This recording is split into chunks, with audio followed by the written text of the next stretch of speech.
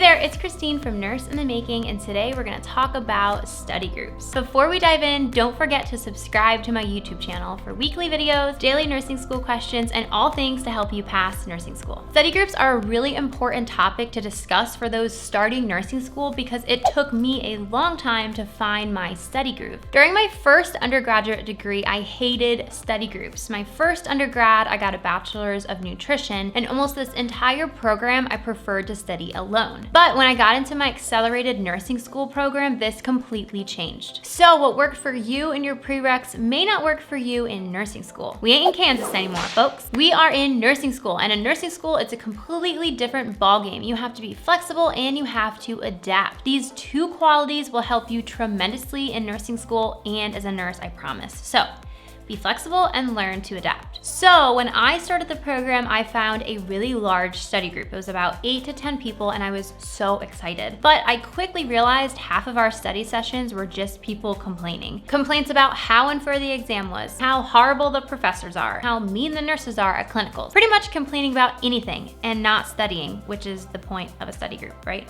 There was a girl in the group I had become really close to, and she felt the same exact way about this study group not being productive. So we kind of started to just study by ourselves, and let me tell you, we got into the greatest system. We were making A's during our final semester. Here is our system. We would be familiar with the information before going into the study session. You never want to go into a study group blind because you will be lost and frustrated. Then after we knew the information by ourselves, we would get together and talk out loud, quiz each other, and make fun memory tricks. Let's talk about memory tricks for a second. Memory tricks saved me in nursing school. We would make up the stupidest and funniest things on how to remember stuff, and let me tell you, I vividly remember sitting on exams and remembering those memory tricks. The first semester, I struggled my way through, but by the time my last semester came, we were crushing it. We were getting high grades, we were less frustrated, and it was great. So here are my 4 tips when looking for a study group.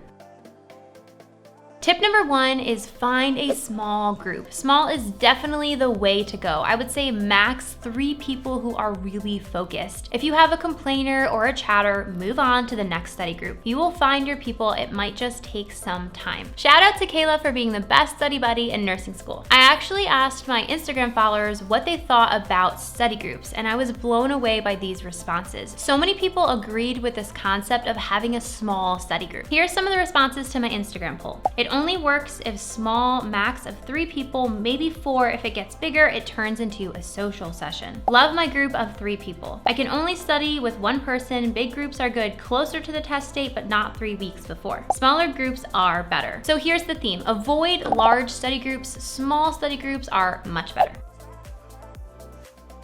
Okay, tip number 2 is come to the study group prepared. If you go into a study session blind, you will feel frustrated and your study buddies will feel frustrated as well. The information will stick so much more in your brain if you already have the foundational knowledge of the topics before studying in your group. You can't expect to get all of your studying by depending on your study group to drag you along. You have to come prepared, and you have to be ready to teach those concepts you feel well on and quiz one another. Here are what other people said about this concept of coming prepared. Study groups are better in small groups of 3, and you should study with those who are ready to study. They are good as long as everyone is on the same page.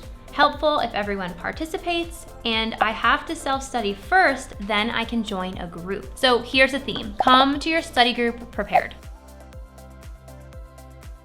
Tip number 3 is find the right people. Just like I moved on from my first study group that ended up being a complaining sesh, you need to find the right people to study with. Don't study with people who are complainers, who are gossiping, and people who come totally unprepared. Here are what some of my followers on Instagram said about this topic. I used to hate the idea of it, but I realize now it helps a lot when you're studying with the right people. If you find the right group, amazing. Wrong group or too big, it can be awful. If you find the right group, super helpful. Couldn't have done it without them. So here's the theme. You have to find the right people to study with.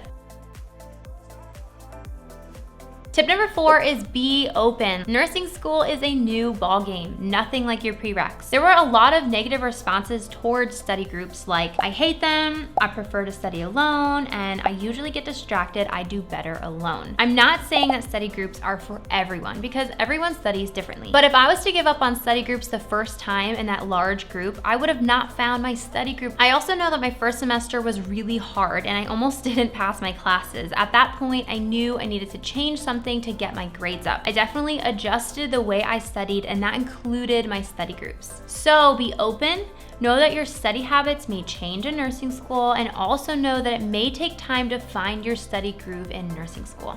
If you found this video helpful, don't forget to subscribe to my YouTube channel. Happy studying, future nurses.